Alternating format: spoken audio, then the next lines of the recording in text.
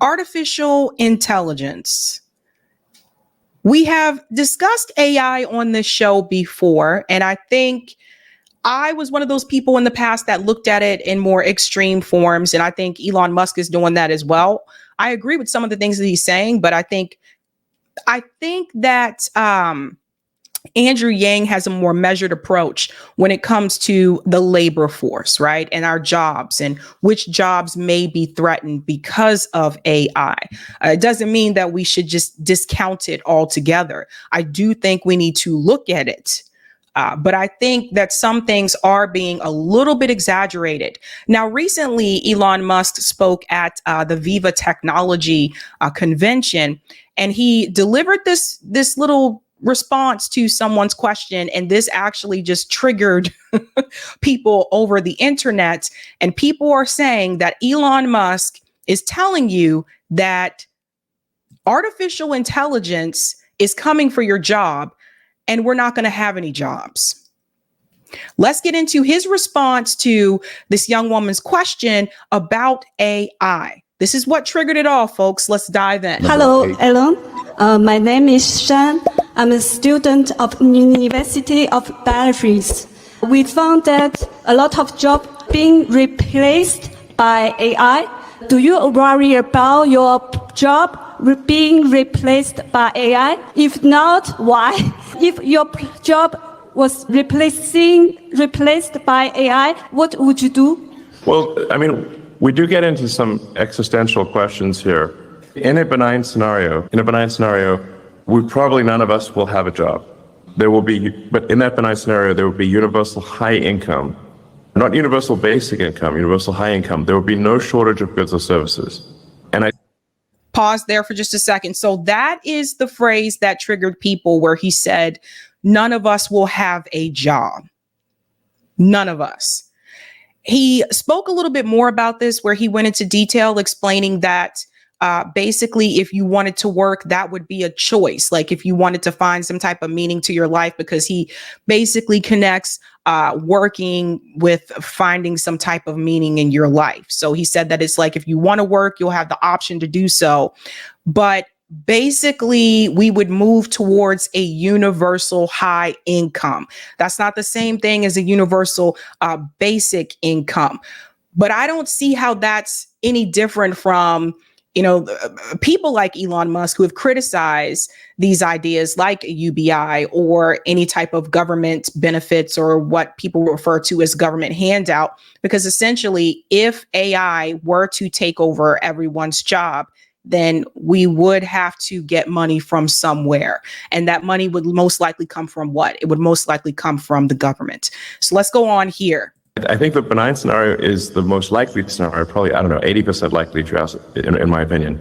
The question will not be one of lacking goods or services. Everyone will have access to as much in the way of goods and services as they would like.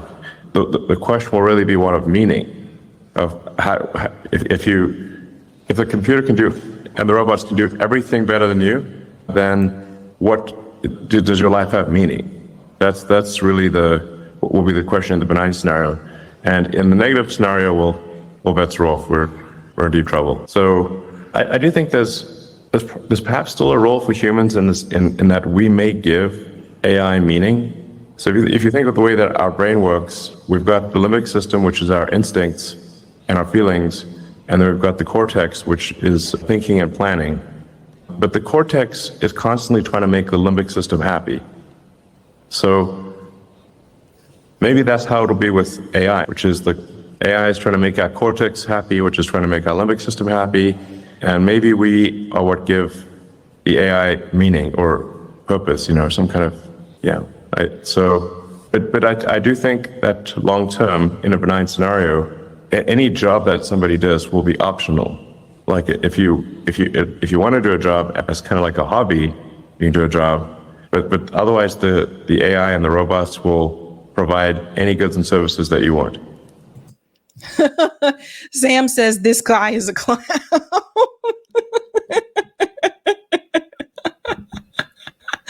We love you, Sam. We love you. Okay, so you see, there is a future where no one will need to work.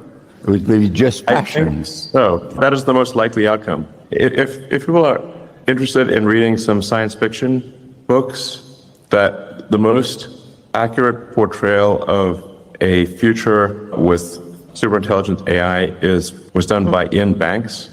The culture books of Ian Banks are the best. That's probably the best envisioning of a future AI. Number 2. Hello, Mr. Musk. So first of all, congratulations for your graduation of your kid. And my question is, do you think that AI will impact the education of the future generation of kids? Mostly about that, the values and the morals. Well, so now we get into the question about education. So I don't know if you guys have noticed this, but I think the past week on my phone, when I've searched on Google, I'm getting a response from AI. Whereas usually there will be a list of options of me to choose from. So if I think I searched this the other day, something about Amazon warehouses or something like that. How many Amazon warehouses, et cetera. And the response came from, it said AI at the very top, and it gave an AI response.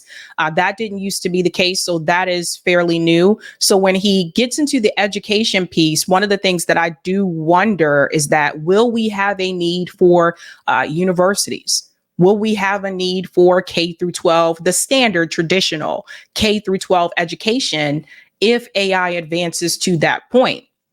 To give you an idea, the last program that I worked with at BU, one of my students actually told me, the program was great. I had a great experience. But to be honest with you, everything I learned here, I could have just learned on the internet. And that really made me pause for a second, and it made me think, yikes. Because if they could have just learned all this on the internet, then where are we headed when it comes to education in this country?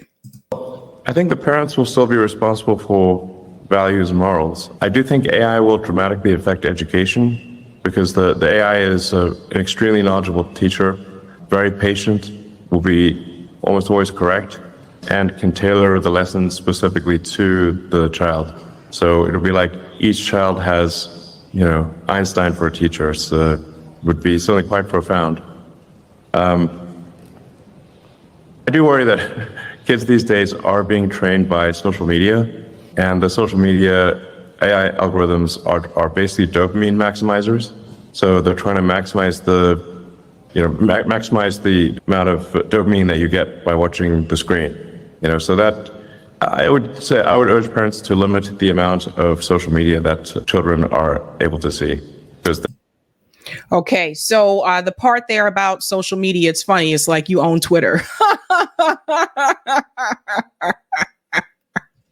And you're trying to make money off of Twitter. So there's that.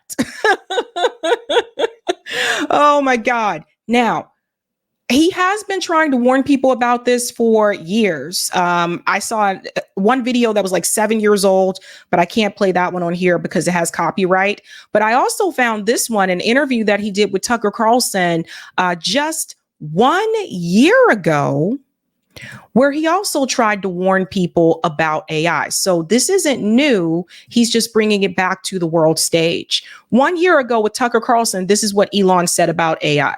Can you just roughly explain what you think the dangers might be? Yeah, so the danger, really, AI is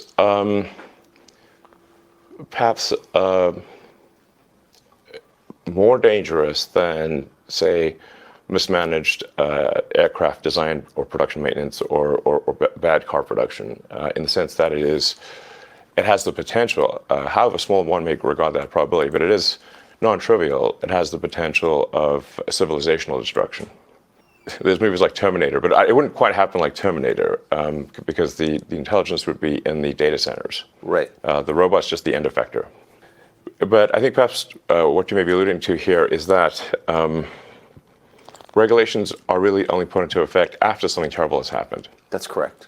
If that's the case for AI, and we're only putting regulations after something terrible has happened, it may be too late to actually put the regulations in place. The AI may be in control at that point. You think... So that part right there, and I'll play a little bit more, but that part right there, when he talks about putting regulations in place, if AI is already in control, it would be too late to go back and implement some type of regulation. So when we think about some of the different agencies that we have in the United States, like the Food and Drug Administration, they have like a list of regulations, although their regulations haven't always been followed. That's how we ended up with like the opioid epidemic, right? Because they didn't always follow their own regulations, and there were people that were paid off at the Food and Drug Administration. But that's one of the warnings that he gives about AI. And then there's this piece here. That's real. It is conceivable that AI could take control and reach a point where you couldn't turn it off, and it would be making the decisions for people. Yeah, absolutely. Absolutely.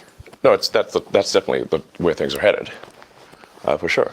I mean, the things like say ChatGPT, which is based on GPT-4 from OpenAI, which is a company that I played a critical role in creating, unfortunately. Back when it was a nonprofit? Yes. I mean, the reason OpenAI exists at all is that Larry Page and I used to be close friends, and I would stay at his house in Palo Alto. And I would talk to him late into the night about AI safety.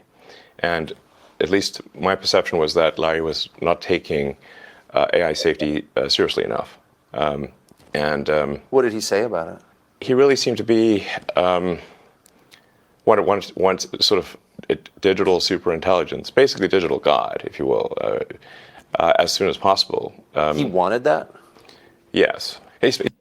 So Larry Page, by the way, one of the co-founders of Google, was also missing last year. I covered that story. They were actually trying to serve him with a subpoena. This was in reference to the Jeffrey Epstein situation, and he was missing. And there was a story saying that Larry Page cannot be found. And I was like, Larry's not missing. Larry just went into hiding. He's like, I don't want to deal with this. So that's what I said was going on with Larry. But if that is true, that Larry wanted this super digital AI being, yeah, that is very concerning. I don't know what the hell Larry is thinking, playing around with something like that. Yeah, it could be incredibly dangerous, but we didn't get that. We don't have that right now. But let me let him finish with this. He's made many public statements over the years that the whole goal of Google is what's called AGI, artificial general intelligence, or artificial superintelligence. No, and I agree with him that there's great potential for good, but there's also potential for bad. And so if you've got some radical new technology, you want to try to take a set of actions that maximize the probability that it will do good and minimize the probability it will do bad things. Yes. It can't just be hell for leather. Let's just go, barreling forward and, hope for the best. And then at one point, I said, well, what about, we're going to make sure humanity's okay here. And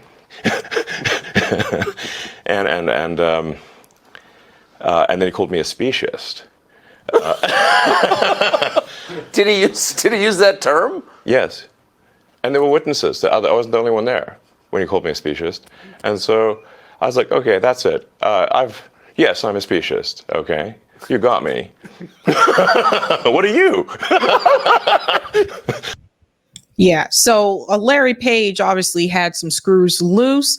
But that being said, I will say this. I don't think it is as extreme as Elon Musk is saying. But I will say this. I did just watch a movie on Netflix called Atlas. It stars Jennifer Lopez and also Sterling K. Brown, who was one of the three kids on the show This Is Us. And it is about AI. And so I do like to watch like sci-fi themed like shows and movies. And so when I saw that, I was like, oh, sci-fi thing. So I watched that just the other night. And the premise of that movie is that Jennifer Lopez is like this analyst, an AI analyst. Her mother created an AI robot when she was a kid. And essentially along the way, things turned, and that AI robot was able to become more powerful than what they wanted it to become, and basically turned itself into an AI soldier terrorist or whatever. It's really interesting. I mean, I thought it was pretty cool because I like sci-fi and all that kind of stuff, but it was an example, I guess, to try to show people like you don't want to go too far with AI. But in reference to the labor force, I think Andrew Yang actually has a more measured approach to this when Elon Musk says nobody's going to have a job. Andrew Yang actually says something a little bit different, and I want you to hear this. This was a year ago from Andrew Yang. And Andrew's been on the show. I should invite him back on again to talk about AI this time, not about politics. But Andrew said there are certain industries that will be impacted, and then there are certain ones that will not. And I think that's more of a measured approach. Let's get into that here. So the fact is, a lot of people's jobs right now are dependent less upon like, hey, could AI do your job theoretically? It's more about, hey, this organization, like what are its incentives and what are its resources at a particular moment in time. So if you're a university, and let's say I came to a university registrar and was like, hey, like you can get rid of half these employees, like, you know, I can just do this stuff with AI. Like, is the university's culture such that they're going to turn around and do that? Like, maybe not. Like, maybe. No, it's not a part of the culture. And I can answer that from personal experience. I was working in higher ed during the pandemic when they sent all of us home to work remotely, not realizing we were going to end up working remotely for over a year. And they weren't prepared for that. And they were trying to do everything that they could to get us to come back to the office, even during the summer when there were no students there. It was just ridiculous. But they were very clear. By they, I mean the administration, the deans, and the president of the university were very clear about the fact that they wanted these students to have administrators present on campus. And you got to remember, like, we were locked down here in Massachusetts and all of that. And they said that that is not the typical university culture for all of you to work remotely. There is supposed to be an in-person presence on this campus. Otherwise, the students don't get the full college experience. So I can answer that question for Andrew. No, a university culture would not be okay with that. If like a really hard time comes to that university, if you're a public employee, it's the same thing. You know, like the issue is that like healthcare, when you talk about the radiologist, healthcare is going to be one of these protected industries, because even if you can do some things with AI, like the medical lobby will just be like, it's got to be human. Then there are going to be certain workers in certain industries. I'm going to use ad agencies as an example that comes to mind, where it's like, we don't give a shit about what goes on. Like the ad agency is going to be like purely efficiency driven. Insurance company, same thing. You know, it's like financial institution, same.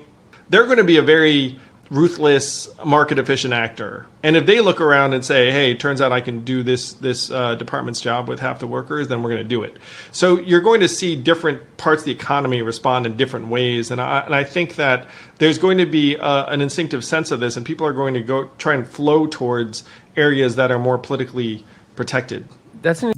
That's a really good point there. And I want to bring this up about healthcare. Thank you so much for saying this, Jamie. Jamie said, I don't like telehealth. Neither do I. So that is an example that I think when it comes to healthcare, you should be able to see a human being in person if you need to. I don't think the telehealth thing, I was never really a fan of. I mean, there's only so much you can say to someone virtually. Sometimes you need to actually physically examine someone, right? That's just how it works.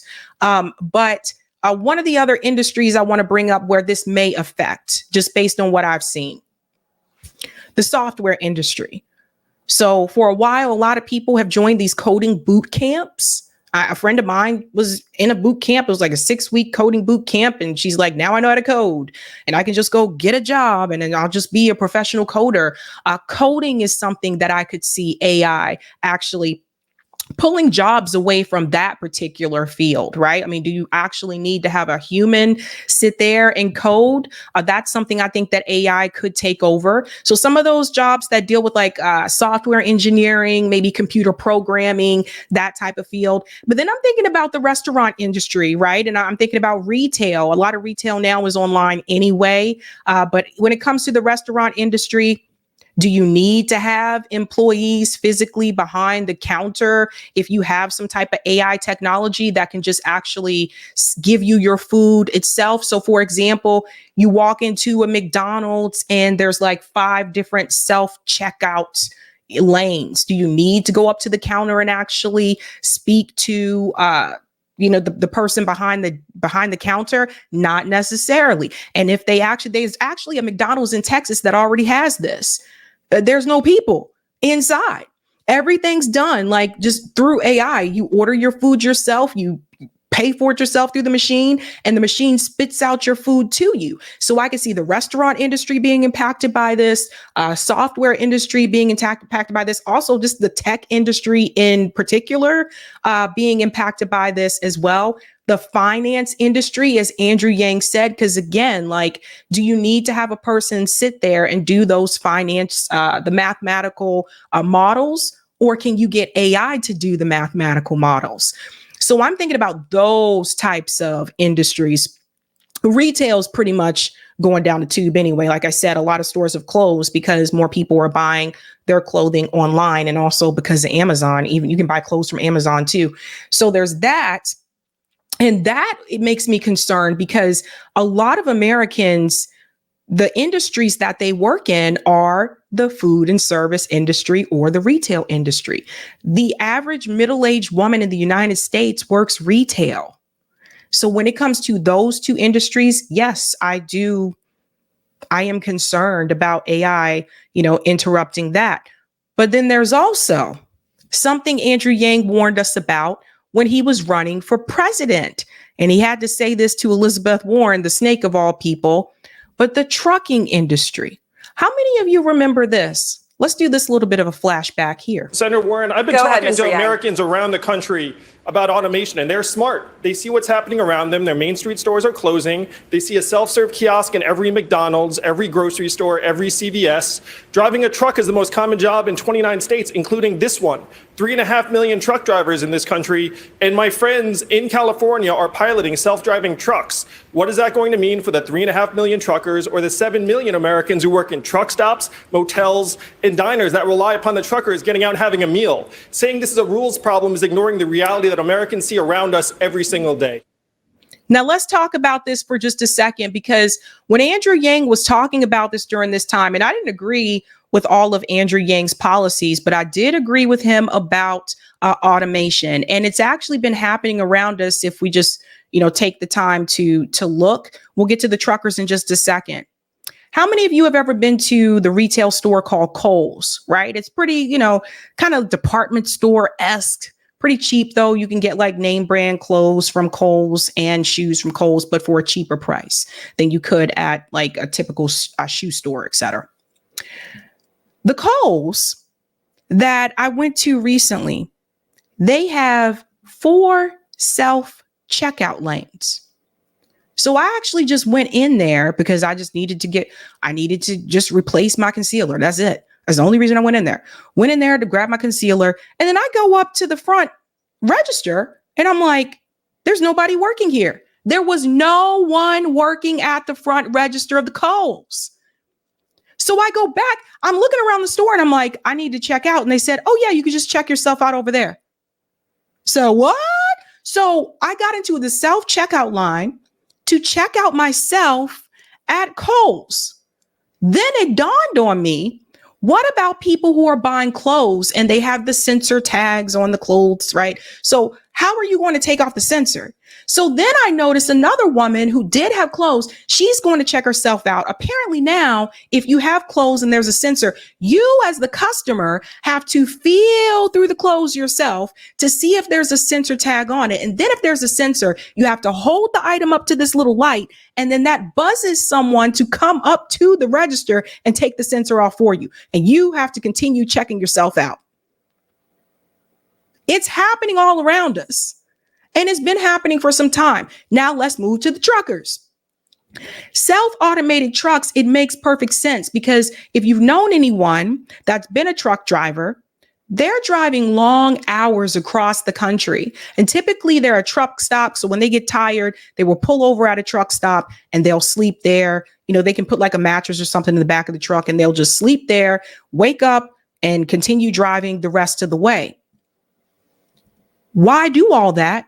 If you have self-driving trucks, you don't have to have the driver take breaks. Automated self-driving trucks can drive the whole way and not stop. which means faster service and faster production. So these are the industries that I worry about. It bothers me when I walk into Kohl's and I have to check out myself. It bothers me that they're actually making self-driving trucks. There are a lot of people in this country that really those are good paying jobs. They will tell you that's a good paying job for my family. What is that going to mean with all those people? So the industries I think we need to focus on is of course, the trucking industry, retail, food and service industry, and then the tech industry. I think we need to focus on that. And this is one of the things I was worried about too, when a lot of people were jumping into the coding field and they're like, I'm just going to do this coding boot camp and switch over to this, and I thought about that and I'm like, can't AI code too? So I don't think it is as extreme as Elon Musk says. And I think Andrew Yang has a more measured approach where there will be certain industries that'll be affected more than others. That's kind of how I look at it. But Elon is kind of hypocritical too, because I'm like, dude, you own Twitter. Okay.